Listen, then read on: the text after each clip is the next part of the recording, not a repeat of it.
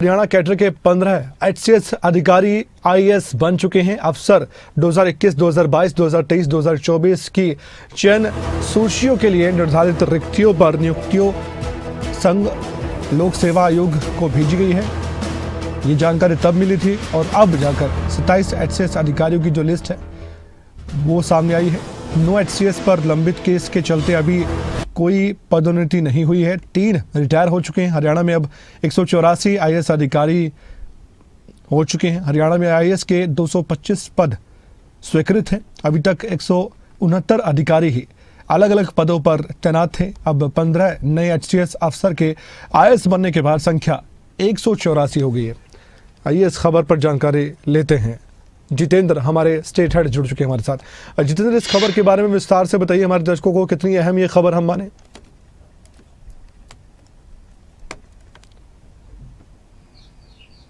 देखिए, बिल्कुल कमल, इस खबर की अगर हम बात करें तो अपने आप में प्रशासनिक लिहाज से ये खबर काफी महत्वपूर्ण है, क्योंकि 15 एचसीएस अफसर जो अब तक एचसीएस थे, अब उन्हें पदोन्नति मिलने के बाद आईएएस जो है वो बन गए हैं। इसको लेकर के एक प्रक्रिया जो है वो चली थी, जिसमें 27 एचसीएस के नाम जो है वो संघ लोक सेवा आयोग को हरियाणा की तरफ से भेजे गए थे। और इन 27 एचसीएस में से 15 एचसीएस ये कह सकते हैं कि अब जो है आईएएस बन चुके हैं। अब ये कहा जा सकता है। और साथ ही साथ जो 9 एचसीएस थे, जिन पर 2002 के एक मामले के अंदर जो है केस चल रहा है, उनको अभी प्रोविजनली इसके अंदर कंसीडर किया गया है। 31 दिसंबर तक अगर उनका केस जो है वो खारिज हो जाता है तो उन्हें भी आईएएस बनाया जाएगा। साथ ही 3 एचसीएस जो है वो रिटायर हो चुके हैं, जिसको लेकर के अलग से पत्र जो है वो जारी किया जाना है संघ लोक सेवा आयोग की तरफ से।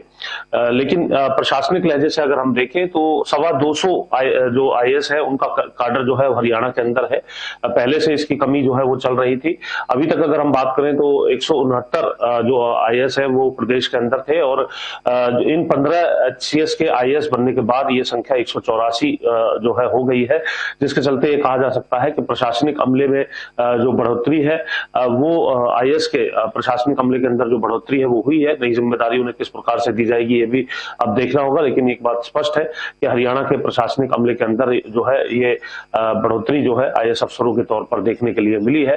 और इसमें खास बात यह है कि एक ही परिवार के जो 3 एचसीएस अधिकारी हैं वो आईएएस बने हैं। वर्षा खंगवाल जो है उनके वो एचसीएस से आईएएस बनी है। उनके पति योगेश शर्मा एचसीएस से आईएएस बने हैं। और उनके चचेरे भाई जो है संवर्धक सिंह, वो भी जो है एचसीएस से आईएएस बने हैं। तो ये कहा जा सकता है कि अपने आप में एक परिवार के लिए जो है ये एक खुशी के माहौल के तौर पर है, क्योंकि पहले तीनों ही जो अधिकारी हैं वो एचसीएस अधिकारी थे और अब आईएएस अधिकारी के तौर पर होंगे।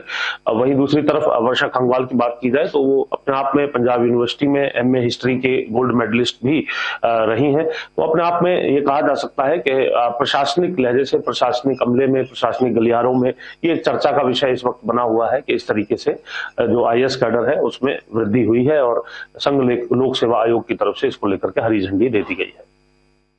खबर विस्तार से बताई हमारे दर्शकों को। बहुत बहुत धन्यवाद।